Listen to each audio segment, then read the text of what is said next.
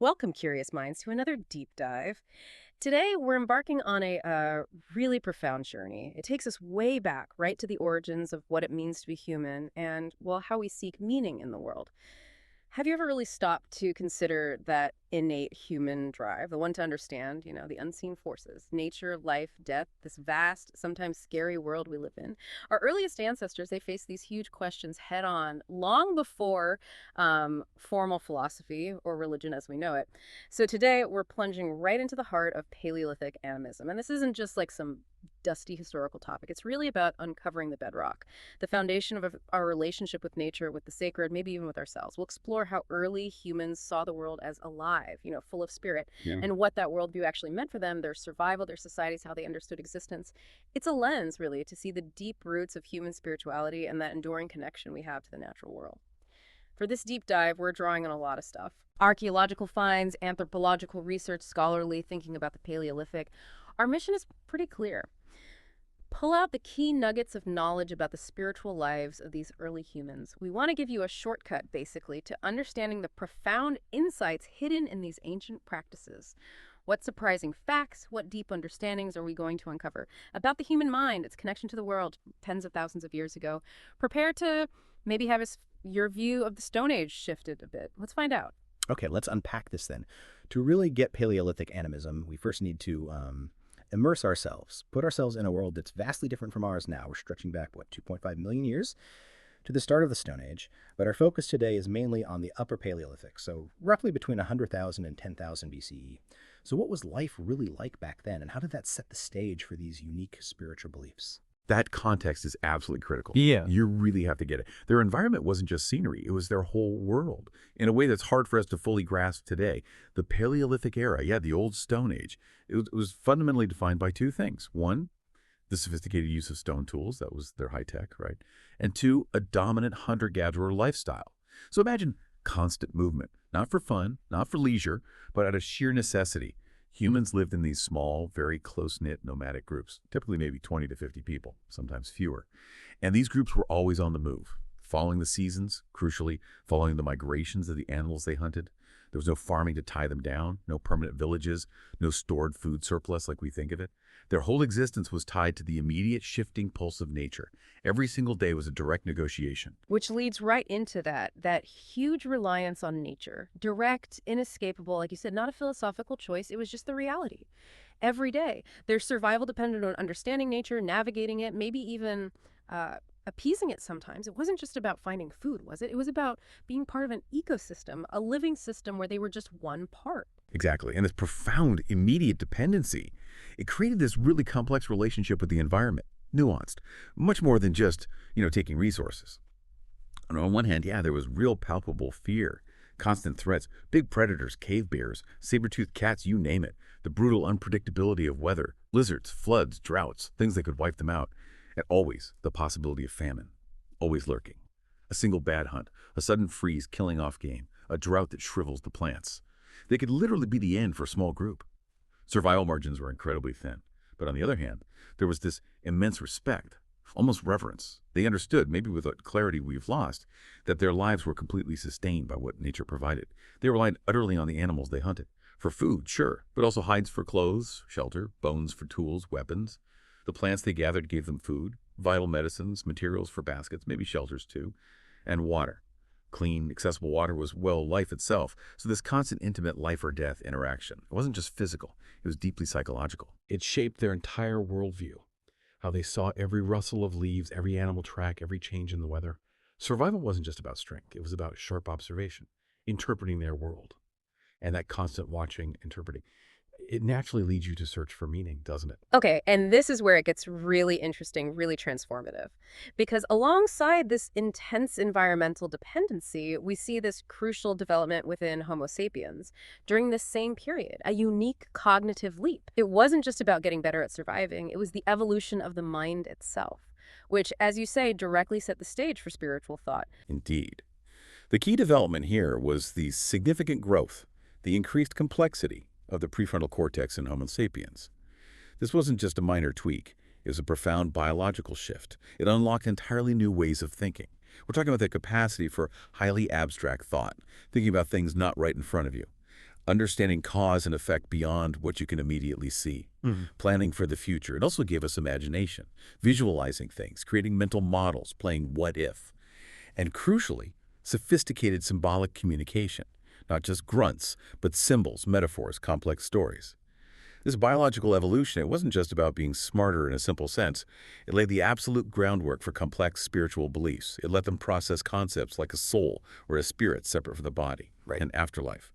Without that cognitive jump, these intricate belief systems we're discussing, they just couldn't have happened. They weren't just reacting to the world anymore. They were interpreting it, assigning deep meaning, creating shared mental spiritual models that went way beyond just immediate perception and survival. They could imagine a past, a future, a world beyond touch and sight. And within these small nomadic bands, survival, as you said, needed deep cooperation, unwavering cooperation.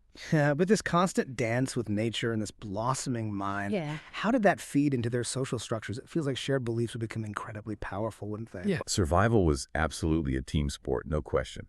One person couldn't consistently make it alone in that world. So shared rituals, shared beliefs, they weren't just, a spiritual hobby. They were vital. They strengthened social bonds, ensured group solidarity. Think about it.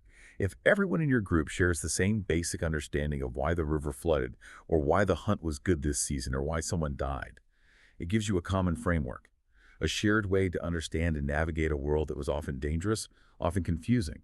These shared stories, these common explanations, they gave people a common language, a common purpose, essential for the intense cooperation needed for hunting big game, gathering enough food, defense, protecting each other. It was the original social glue, really, binding people together, fostering trust, reciprocity. Without that shared understanding, that shared purpose, the group could easily fall apart and survival odds plummet. Right. You're asking us, the listener, to imagine a time where your group's shared view of the world, their collective story, was literally what kept you alive, bound together by this deep tapestry of shared meaning. It really drives home the practical side, not just the spiritual side, of these early beliefs. Okay, so with that essential foundation laid, let's get to the core. What is animism? Exactly. At its heart, animism is the belief that basically every single entity in nature, whether it's obviously living, like animals, plants, esses, or seemingly inanimate things like rivers, mountains, the sky, the wind, every single one possesses a soul or a spirit or some kind of spiritual essence. It's a worldview where the world isn't just dead matter and biology. It's a vibrant, interconnected web of conscious or semi-conscious or spiritually active beings. There's no hard line between material and spiritual. They're woven together. It seems so simple on the surface, doesn't it? But the depth of it, it really hits you when you think about the implications. It's not just a belief you have. It's a fundamental way of experiencing the world. Everything's alive. Everything has agency in some way. So what drove this? Why did such a pervasive belief emerge? Precisely. And if we look at the why, the reasons animism likely emerged, it seems like early humanity's profound, elegant, and pretty effective attempt to make sense of their world. And crucially, to feel like they had some influence, some perceived control over this incredibly complex, unpredictable environment. It gave them an intellectual, an emotional framework for explaining the big, abstract stuff, things that defy simple material explanation. Life itself, death, dreams, those are huge, consciousness, the forces of nature. It was their first cosmology, their first philosophy, their first big attempt to explain everything. The origins seem almost intuitively tied to their daily life. Firstly, that deep dependency on nature we talked about. The very beings and forces critical for survival, the prey animals, the water sources, the edible plants, the earth itself. They naturally became imbued with sacred significance, spiritual weight. If your life literally depends on the reindeer migration, you're going to develop a deep, respectful, maybe fearful relationship with the spirit of the reindeer. You wouldn't just see meat on the hoof. They'd be participants in your world, demanding respect, reciprocity. Secondly, dreams and imagination. This played a huge role. Utterly fascinating. Think about it. You fall asleep, your body's still, but your mind is somewhere else, vivid. Suddenly, maybe the deceased loved ones appear, or you have powerful, maybe scary visions. These experiences, so real but intangible, likely led straight to the concept of a soul or spirit, something existing independently of the body, able to travel, interact, maybe even persist after death. This is one of the most compelling ideas for where the concept of a non-material self, a spirit, came from, foundational to so many beliefs globally. If your dead grandfather appears in a dream giving advice, it's a short leap to concluding his spirit still exists, can communicate. And this would extend to spirits of animals, landscapes appearing in dreams too, reinforcing their aliveness. And thirdly, that growing capacity for symbolic thinking. As their minds developed, early humans started seeing natural events not just as events, but as symbols, with a deeper meaning. A sudden terrifying lightning strike, not just weather, maybe the wrath of a powerful sky spirit. A sudden abundance of game, not just luck, maybe a blessing from benevolent spirits. Animal spirits, perhaps, acknowledging respect shown. This ability to assign deeper, often complex meaning to what they saw, to see the unseen behind the scene. That was a cornerstone of animistic thought. Paved the way for complex myths. Now, when we talk characteristics of Paleolithic animism, one of the most defining things is its profoundly pantheistic approach. Basically, the belief that everything in the universe is connected. Everything holds spiritual value. It's not just the big, impressive animals or the rivers giving life. Mountains, rivers, animals, plants, even the wind, the rocks, particular echo in a cave. Every single element was seen as having a soul, a spiritual essence. There wasn't that sharp split between sacred and mundane. The sacred was just woven into everything, everywhere, always active. And this worldview naturally led to the idea you could communicate with these spirits, which brings in the vital role of early spiritual leaders, often called shamans or maybe respected elders. These people were believed to have unique abilities, to enter altered states of consciousness, often through things like rhythmic drumming, dance, chanting, maybe sometimes psychoactive plants, though direct evidence for that deep in the Paleolithic is debated. They could communicate directly with these spirits, seeking guidance, trying to influence events like weather or hunting success, or acting on behalf of people or the whole community for healing. They were the essential go-betweens, the bridges between the physical world and that vibrant, influential spirit world. And this belief system, it also showed up strongly in widespread nature worship. Specific natural features, maybe a really ancient, huge tree that had stood for generations, or a prominent mountain overlooking their territory, providing vantage points. These would be seen as incredibly sacred sites, places for worship, not just landmarks, places where the veil between worlds was thin, places of power, reverence, spiritual access, rituals, offerings, contemplation what happened there, reinforcing the community's bond with the land's powerful spirits. It's incredible to really try and grasp that. Imagine yourself, listening now, living in a world where that's your reality, where the line between physical and spiritual is just blurred, fundamentally. Every rustle of leaves could be a message from a wind spirit. Every animal's glance at communication from a sentient being. Every hill, every stream, alive with presence. It totally redefines being alive, being connected to your environment. Not separate, but an intrinsic part of this bigger living whole. Yeah.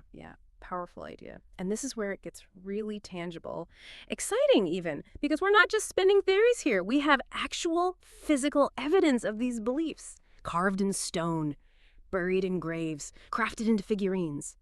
The archaeological record gives us these profound whispers from the past, real glimpses into their spiritual lives, their inner worlds, people living tens of thousands of years ago. It's like finding messages left just for us. Absolutely. Let's start with maybe the most famous, the most visually stunning evidence, the cave paintings and the symbolism there. We're talking about the incredible art in places like Lascaux, Chauvet Cave in France, dating back astonishingly 35,000 to 15,000 BCE. And these aren't just, crude drawings. They're incredibly sophisticated, dynamic, evocative, mostly depictions of large animals, magnificent bulls, swift horses, elegant deer, powerful mammoths, fierce cave lions. The artists often use the cave walls' natural curves and bumps to give the animals a 3D feel, a sense of movement. Pigments came from minerals, ochre for reds, yellows, manganese for blacks, applied with brushes maybe made of animal hair, moss, or even blown through hollow bones like ancient airbrushing. Now, these weren't just decorations, not just pretty pictures for the living room wall. They're widely seen as profound artistic reflections of animist beliefs, deeply tied to ritual. These paintings very likely serve deep ritualistic purposes, maybe created to honor animal spirits before or after a hunt, maybe to ensure hunting success by capturing the prey's essence. Maybe even sympathetic magic, depicting success to help make it happen. The fact that certain animals appear over and over suggests their spiritual weight, not just their economic value. And there's a truly remarkable specific example. The Lion Man figure, sometimes called Lion-Headed Man. Found in Hallstein-Stadel Cave in Germany, though similar ideas appear in Chauvet. This isn't a realistic animal, it's a composite. A carefully carved human-animal hybrid figurine, mammoth ivory, over a foot tall. It's widely interpreted as representing human and animal soul fusion, a really early, compelling sign of shamanistic beliefs, suggesting a belief in transformation, embodying animal spirits, communicating with them during trance states. It's a powerful symbol of blurring boundaries between human and animal realms, central to animism. And the context of these paintings is just as telling, maybe even more so. They're often found deep inside, darkest parts of the caves, hard to get to, far from where people actually live day to day. This strongly suggests they were sacred spaces, ritualistic areas, set apart from the ordinary world for ceremonies, initiations, maybe communing with spirits. Imagine going into these places. Only flickering torchlight, echoes of chants.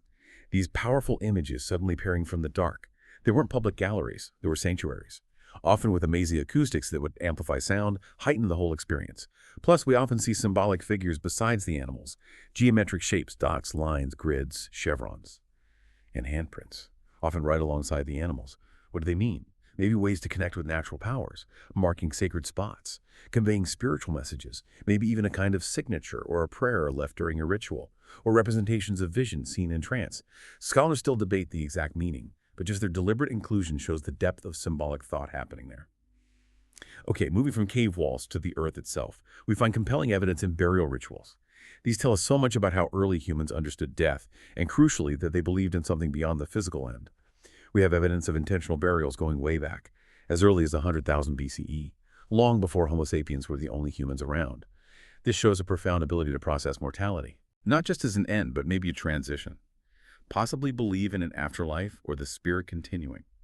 Both Neanderthals and early Homo sapiens did this, suggesting deep, perhaps convergent, roots for these beliefs. Think about specific examples, like the burials at Khafre Cave in Israel, around 90,000 BCE. Skeletons of adults, children found in very specific, deliberate positions, often with grave goods tools, animal bones, food for a journey, shells, ornaments.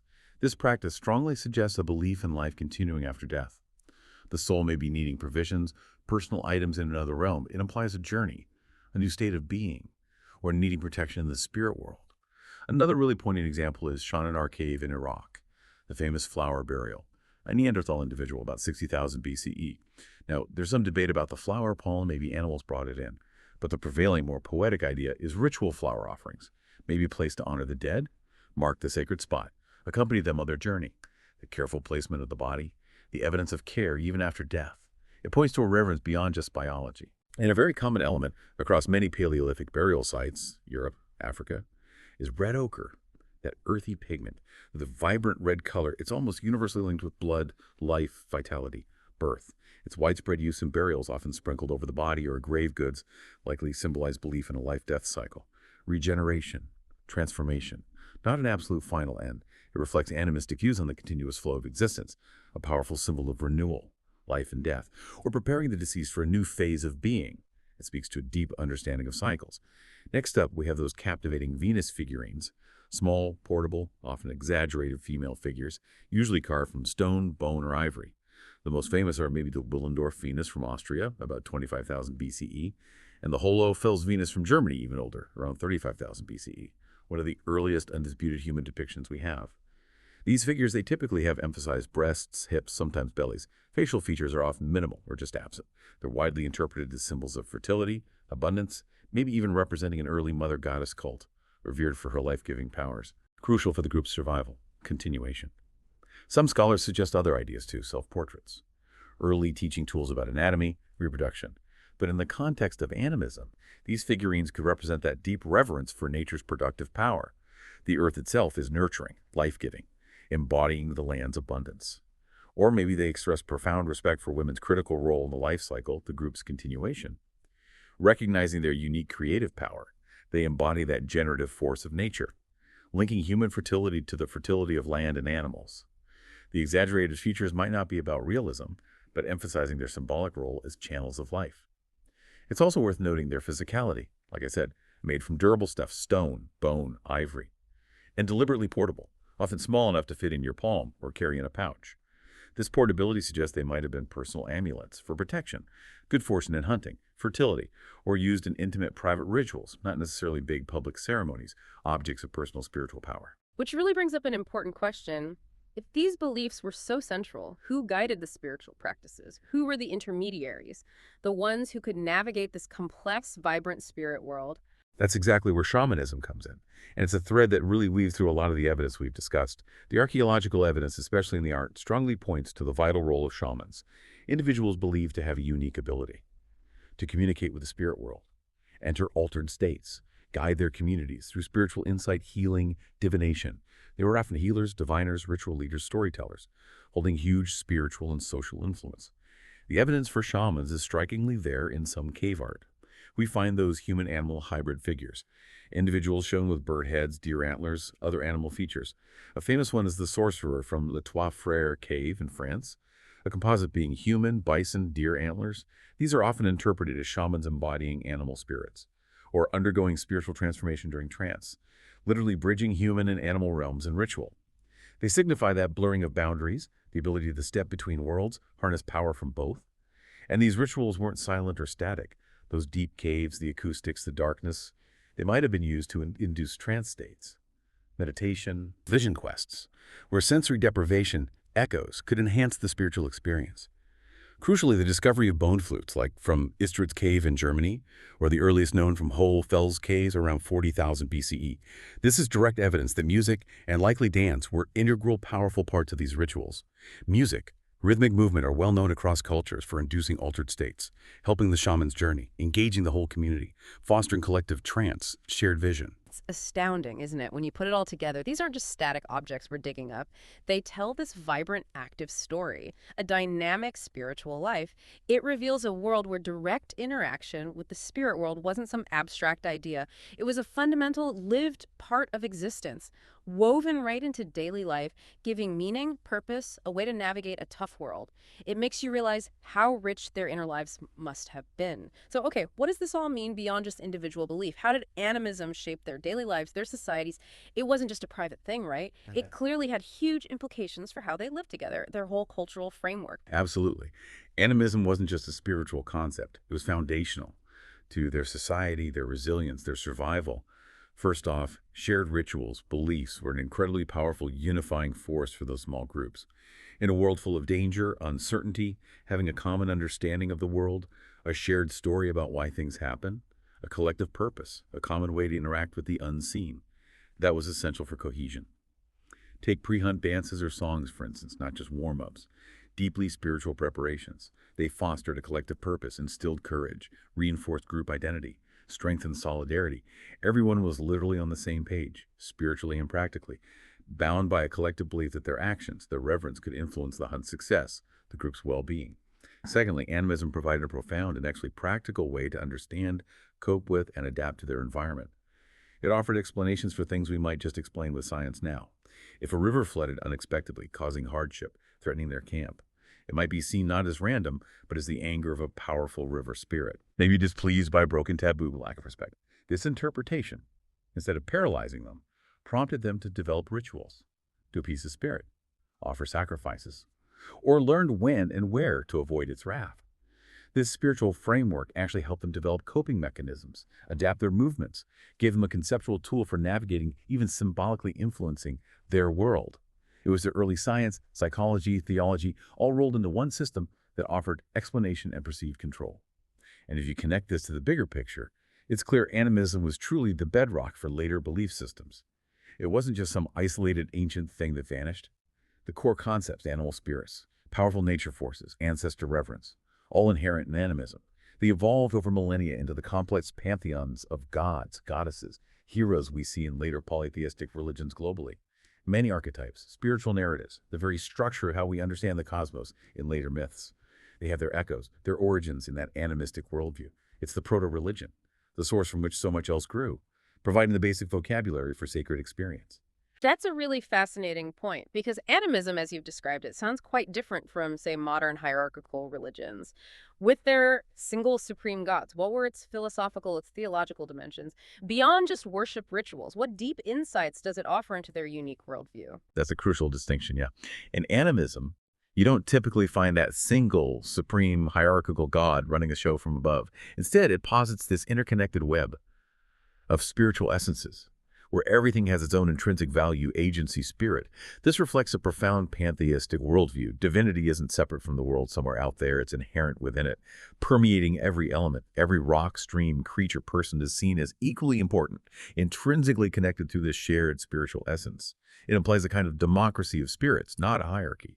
This also led to a unique view of life and death, not as a final absolute end, but as a continuous cycle. Transformative. Death wasn't annihilation. It was a transition.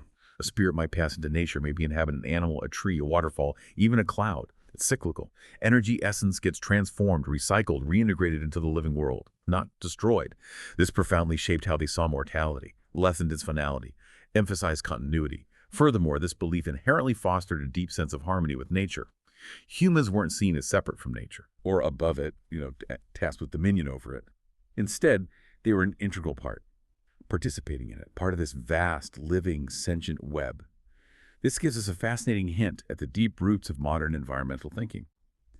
If the river has a spirit, a consciousness, you treat it with respect, reverence. If the forest is alive with connected entities, you don't just exploit it.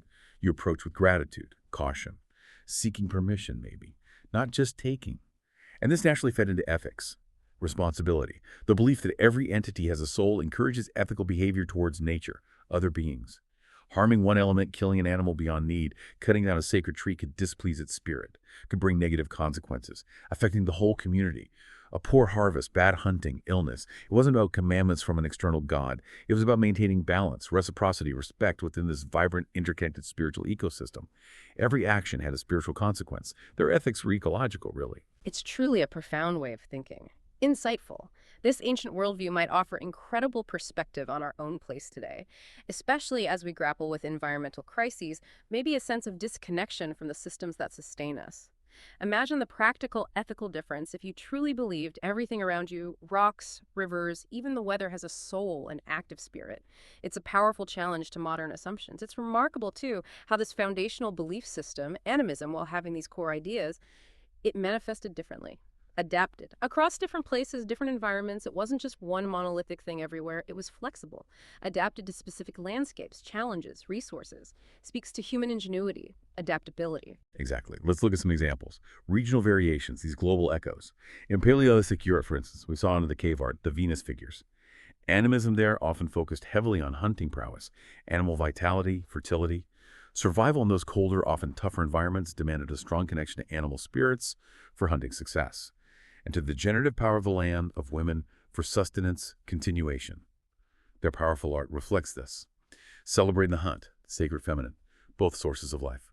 Moving to Africa, we find incredibly early signs of symbolic thought, nascent animistic beliefs, it seems, like those engraved ochre pieces from Blumbo's Cave, South Africa, 70,000, maybe 100,000 years old, astonishing.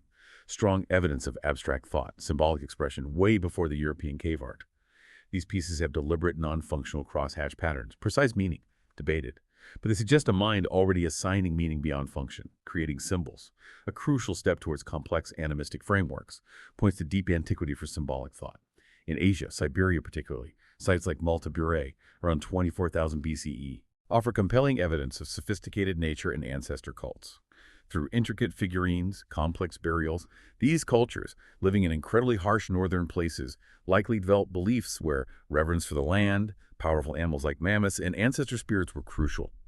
For survival, guidance, protection against the elements, their beliefs would be deeply tied to those extreme conditions. And Australia, the early traces of Aboriginal culture hint at the incredibly ancient origins of their profound animistic Dreamtime beliefs. Still active, vibrant today, a complex system emphasizing the absolute unity of nature, ancestor spirits, where past, present, future aren't linear, but woven into the land itself. The landscape is imbued with stories, journeys, presences of ancestral beings who shaped the world, still reside within it. It's arguably one of the longest continuous animistic traditions we know, showing the deep resilience, adaptability of this worldview. So animism wasn't just this fleeting thing that vanished when the Paleolithic ended. It really laid the profound foundation for so much that came later in human spirituality. It's the deep taproot. Countless other belief systems branched from it. With agriculture, the Neolithic Revolution around 10,000 BCE, we see a big shift in society. Animism didn't just disappear overnight. It evolved, transformed. The core reverence for nature stuck around, but it often shifted towards more complex nature deities, fertility cults, often specifically tied to farming cycles, harvests, domesticated animals. The focus shifted slightly, maybe from wild hunt to cultivated field, but that underlying respect for life-giving forces of nature remains central. Furthermore, shamanistic practices born directly from animism, they continued for millennia. We still find active shamanism in many cultures today. Traditional Siberian shamans interacting with spirits for healing, guidance, Various Amazonian indigenous peoples whose spiritual lives are deeply rooted in animistic principles, shamanic guidance, shows the incredible resilience, adaptability, enduring relevance of these ancient ways of connecting, navigating the world. Finally, that very act of creating, interpreting symbols central to Paleolithic animism, cave paintings, engraved ochre, it had a lasting, profound impact on human development. The abstract thinking, symbolic expressions, the capacity for complex stories fostered by these early beliefs, they eventually formed the basis for later writing systems, sophisticated math concepts, the incredibly rich mythologies underpinning so many worlds, civilizations, religions, the human mind's ability to assign meaning to non-physical concepts, home through animism, was a crucial defining step in our intellectual, cultural, spiritual evolution. What an incredible journey we've taken today, this deep dive into Paleolithic animism. It really reveals it as humanity's earliest, maybe most profound, attempt to understand its relationship with nature, with itself. The archaeological finds, they vividly show the advanced abstract thought, the rich imagination, the strong social bonds already present in these early people. It really challenges any simplistic ideas we might have had about our Stone Age ancestors. More than just a simple belief system, animism was truly a way of life, an essential framework for survival, a powerful, enduring expression of that human desire to live in harmony with the environment. It shaped their art, their rituals, their social structures, their very understanding of existence, gave their world coherence, meaning. So as we wrap up, here's a final thought to ponder, a provocative one. What if modern society were to re-embrace, maybe even just metaphorically, the animistic idea? That every aspect of our world, from a rushing river to a towering skyscraper, the smallest insect to the biggest tech network, possesses a unique spirit or essence, demanding respect, reciprocity. How might our relationship with our environment, our technology, with each other fundamentally change if we truly believe the world around us was alive with spirit? What stands out to you about the idea of a world where everything has a soul? We leave you with that to think about.